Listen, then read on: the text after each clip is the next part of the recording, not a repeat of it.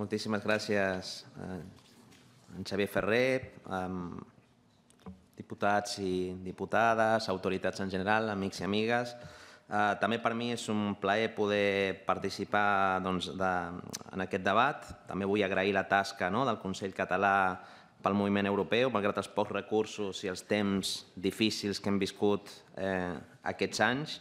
A més, crec que ho fem en un moment molt especial perquè celebrem el 25è aniversari d'aquestes jornades, però enguany també el 30è aniversari de l'entrada de l'estat espanyol a la Unió Europea. Per tant, és un bon moment per agrair-vos la tasca que feu i també per fer un balanç sobre la difícil situació que travessa el continent. Jo, en la línia de les darreres paraules de la Marta Madrenas, crec també que els que ens sentim europeistes i que ens sentim també internacionalistes, perquè això em sembla que també és important, hem de ser capaços de parlar d'Europa amb estima i de manera crítica, de manera gens autocomplaent, perquè això fins i tot està en la millor tradició il·lustrada europea. El filòsof Immanuel Kant, en aquell petit opúscul sobre què és la il·lustració, va pronunciar aquella famosa frase, sapere aude, atreveix-te a pensar. I crec que com a europeistes i com a internacionalistes tenim el deure de pensar críticament sobre Europa i concretament sobre la Unió Europea, que no és el mateix que l'ideal o que el somni europeu. Perquè és veritat que la idea d'Europa, el somni d'Europa, va estar al cor del que desitjaven moltíssimes persones que van somniar un futur millor en la cruïlla de la Segona Guerra Mundial, dels grans totalitarismes que havien travessat el continent, l'aparició del feixisme, l'aparició del nazisme. Doncs en aquell context, en aquella cruïlla, per molts homes i dones, la idea d'Europa va representar un anhel de llibertat, un anhel de solidaritat, un anhel de justícia social. Estic pensant, per exemple, en el famós manifest de Ventotene, aquell manifest escrit a una presó molt a prop de Nàpols per l'Altiero Spinelli i l'Ernesto Rossi. En aquell manifesto de Ventotene ell ja assenyalava la necessitat de construir una Europa dels pobles, una Europa federada, una Europa solidària que fos el bressol de la pau, de la justícia, de la solidaritat.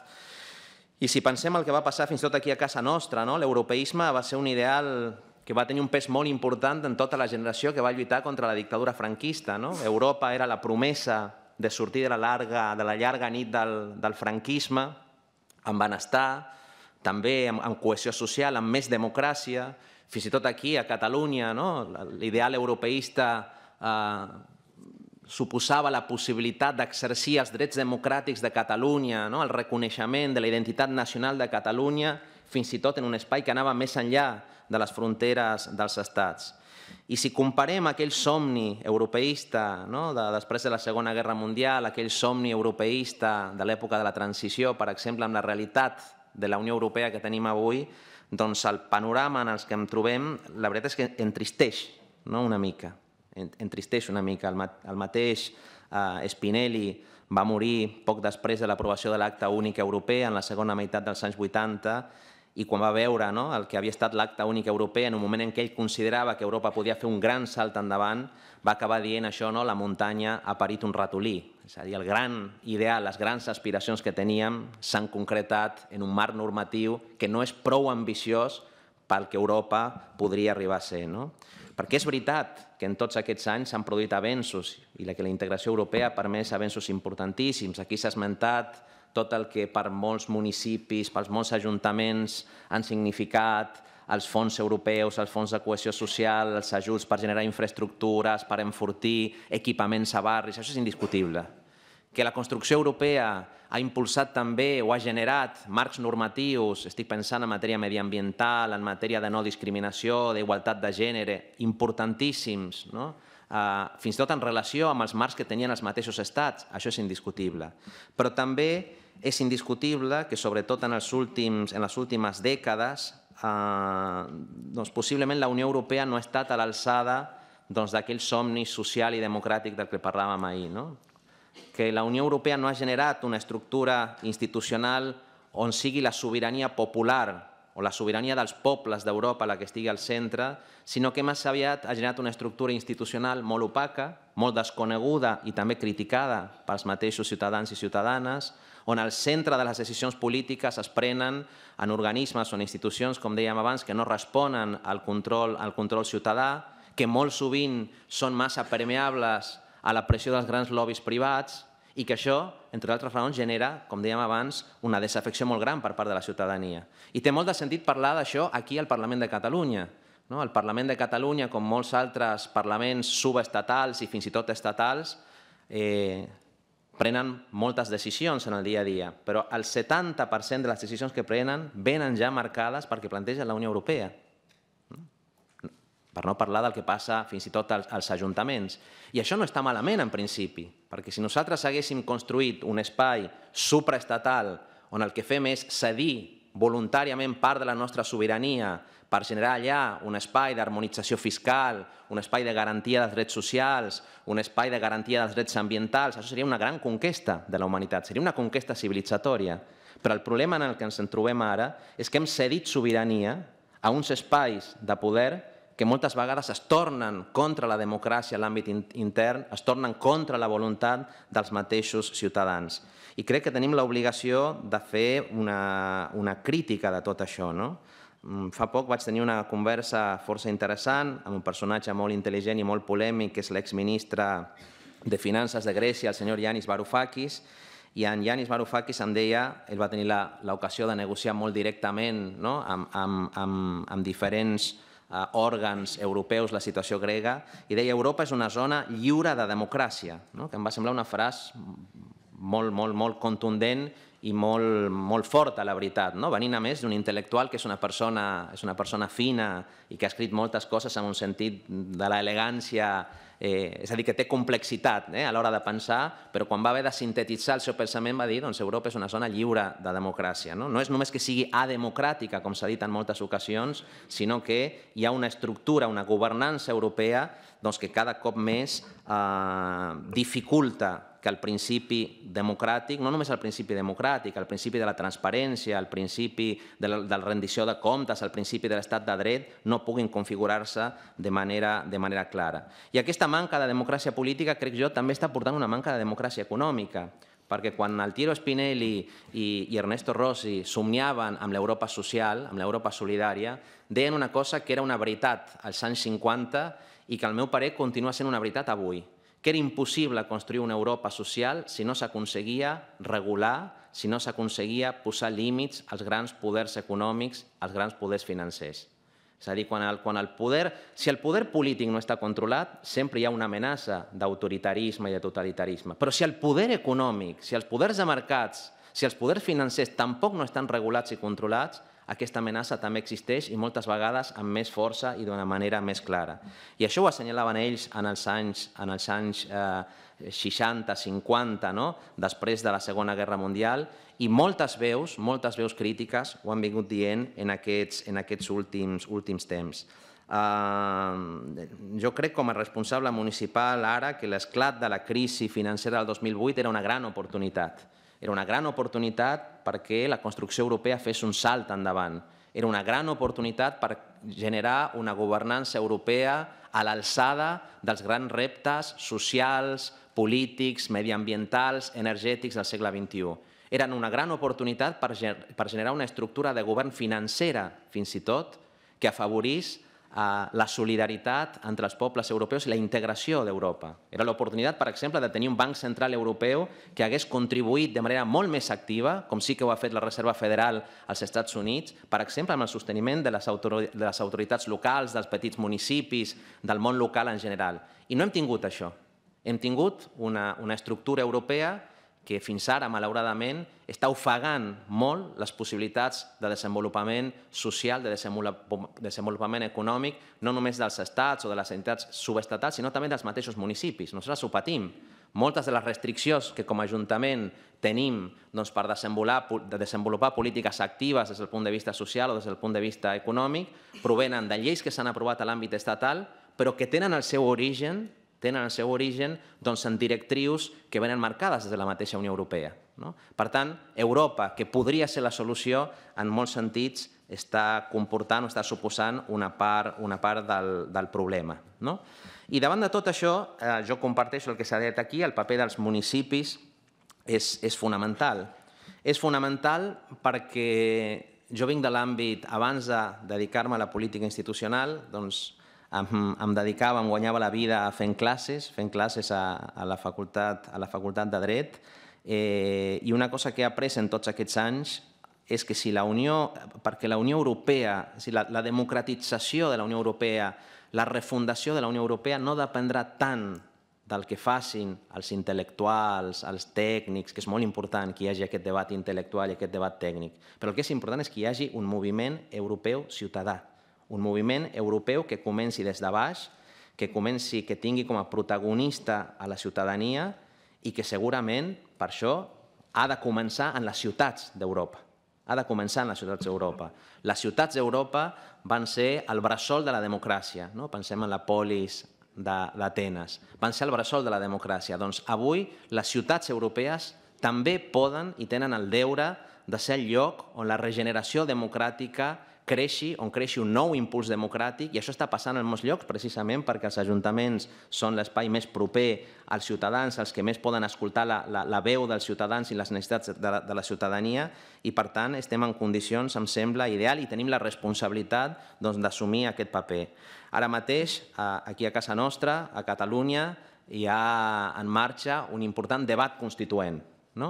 També a l'Estat hi ha molta gent, cada cop més, per sort, que defensa la necessitat que també es produeixi a nivell estatal un debat constituent. És a dir, un debat sobre, en el nostre cas, el model de país que volem, sobre les regles de joc d'aquest model de país. Doncs jo crec que ara cal també un debat constituent europeu, que malauradament no podem conformar-nos només amb tenir un debat constituent de país, sinó que necessitem un debat constituent europeu.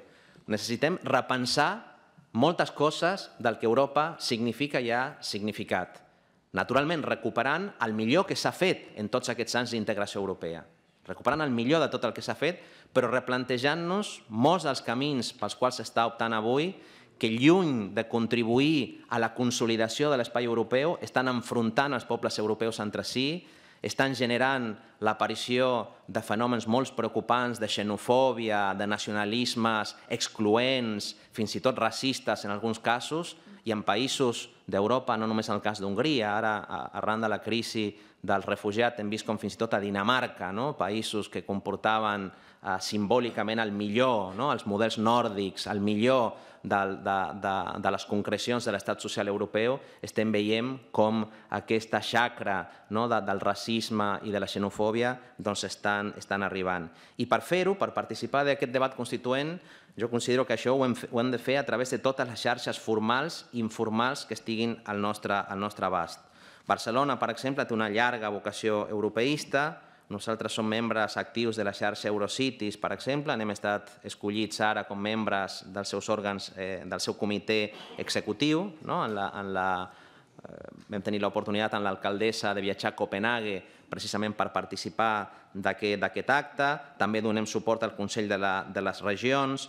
És a dir, som conscients que hi ha una tasca molt important a fer. S'ha dit aquí, s'ha parlat de la Carta Europea d'Autonomia Local del Consell d'Europa. Jo crec que la Carta Europea de l'Autonomia Local ha de ser la petita constitució de les ciutats, una bandera que les ciutats hem d'aixecar per exigir el respecte per la nostra autonomia, no només la nostra autonomia política, sinó també la nostra autonomia financera i econòmica. Actualment, a l'any 2030, es calcula que el 60% de la població mundial viurà a ciutats i el 70% dels 500 milions d'habitants també ho farà. Per tant, som conscients que tindrem un futur que serà un futur urbà, que serà un futur on les ciutats tindran un paper enormement important. Nosaltres, com dèiem abans, des de l'Ajuntament de Barcelona, sent un govern integrat per una formació política relativament nova, de gent que no havien passat majoritàriament per les institucions abans, no veníem de les institucions, ni tan sols vam poder fer el trànsit per l'oposició política per arribar a la gestió municipal, i tanmateix som allà. En alguns casos, com en el cas de la crisi dels refugiats, hem intentat impulsar en moltes altres ciutats del país i del conjunt de l'Estat i d'Europa aquesta xarxa de ciutats europees per resoldre precisament una qüestió on el mateix Estat i la Unió Europea no estan a l'alçada del gran repte que tenim sobre la taula. S'ha dit fa una estona, i jo estic totalment d'acord amb aquestes paraules, si les ciutats ens veiem obligades a actuar és perquè els estats i moltes vegades la mateixa Unió Europea no estan a l'alçada de les circumstàncies. Per ara ens han escoltat poc, però no ens rendirem i continuarem treballant en aquest sentit.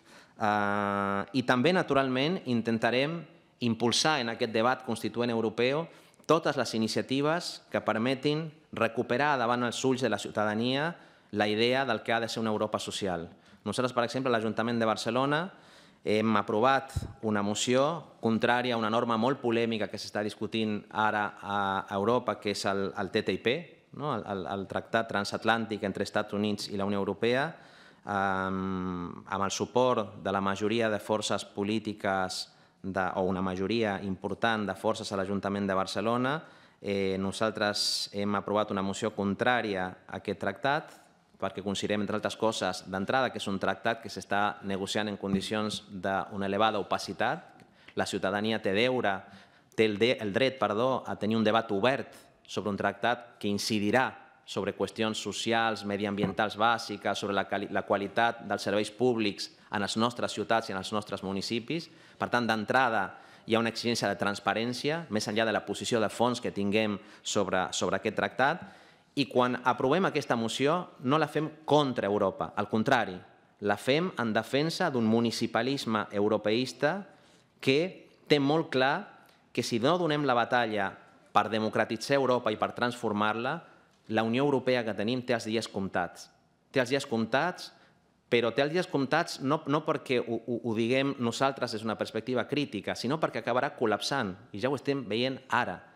El creixement, com dèiem abans, dels nacionalismes restrictius, el replegament estatalista que estem observant en molts països, és producte diria jo, d'una orientació de la construcció europea que és contrària a molts dels seus principis fundadors.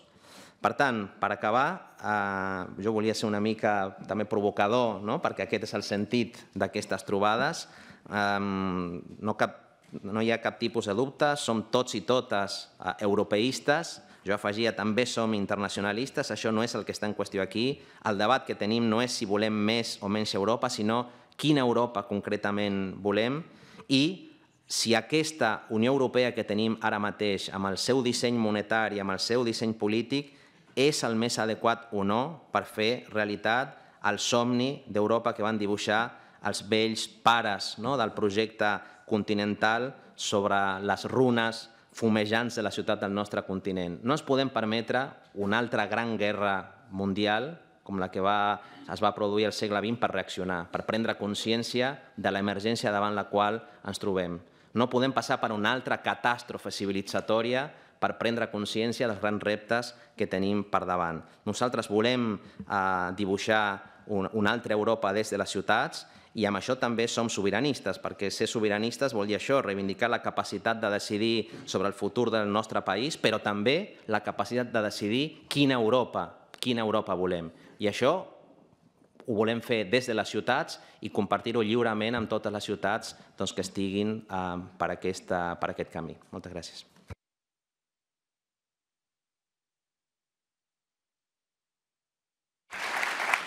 Gràcies, Gerardo Pisarello, tinent d'alcalde de l'Ajuntament de Barcelona.